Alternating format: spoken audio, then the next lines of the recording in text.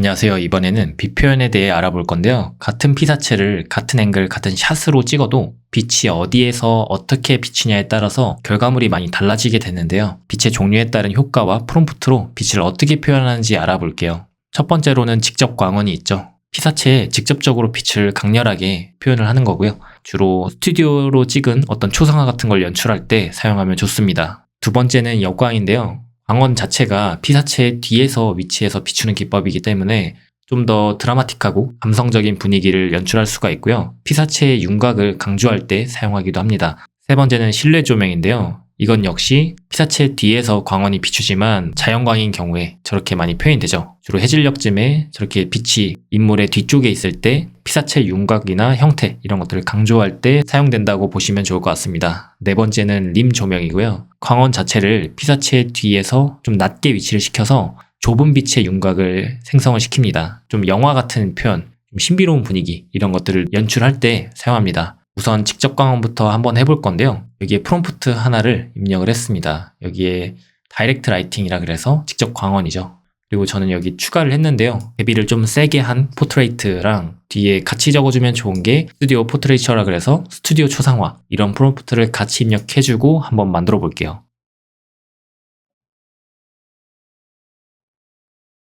이렇게 나왔는데요. 저는 두 번째 이미지가 제가 의도한 바와 가장 적합한 이미지인 것 같습니다. 이렇게 아예 얼굴에다가 직접 광원을 쏨으로써 대비가 되게 심하죠. 얼굴의 윤곽이 잘 나타내는 이런 이미지를 출력하고 싶을 때 다이렉트 라이팅을 쓰시면 되고요. 이번에는 역광을 한번 만들어 보겠습니다. 스트롱 백라이팅이라고 쓰셔도 되고요. 백릿이라고 쓸 수도 있는데 그건 여러분이 원하시는 대로 쓰시면 좋을 것 같습니다. 우선 이렇게 해서 만들어 볼게요. 이렇게 나왔는데요. 제가 의도한 것과 좀 잘 맞는 부분은 이런 거, 이런 이미지나 이 네 번째 이미지 이런 것들이 이제 측광을 좀 세게 때렸을 때 이런 느낌으로도 연출이 가능합니다. 세 번째는 실루엣인데요. 이 실루엣은 이렇게 실루엣 오브라고 하고 어떤 것들에 대한 표현을 할지를 뒤에 적어주시면 됩니다. 그러면 이런 식으로 나타나게 되죠. 여기 보시면은 이렇게 해변가에서 점프하는 친구들, 가끔 이미지가 이상하게 출력되기도 하는데 이런 식으로 출력이 된 걸 볼 수가 있습니다. 다음은 림 조명에 대해서 한번 해볼게요. 림 조명은 이렇게 림 라이팅이라고 쓰고요. 뒤에 표현하고자 하는 프롬프트를 입력해서 한번 생성해 보도록 하겠습니다. 그럼 이렇게 이미지가 나왔죠. 빛 표현이 인물 외곽에 얇게 표현되는 걸 볼 수가 있습니다. 이런 식으로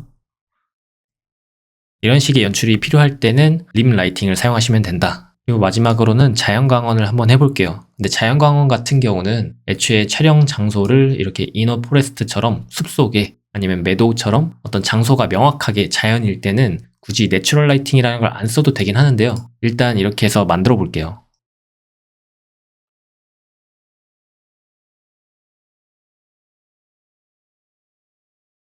그럼 이렇게 결과가 나왔는데요. 이렇게 자연광처럼 표현이 되고 있죠. 인물 자체는 잘 드러나고요. 주로 뒤에서 빛이 있는 것처럼 표현이 되는 이런 느낌을 연출할 수가 있습니다.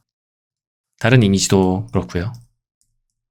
우선 이렇게 빛 표현에 대해서 배워봤는데요. 여러분이 연출하고자 하는 이미지가 있다면 그에 맞는 빛 설정을 해보시는 것도 좋을 것 같습니다. 그럼 다음 영상에서는 날씨 표현을 한번 배워보도록 할게요.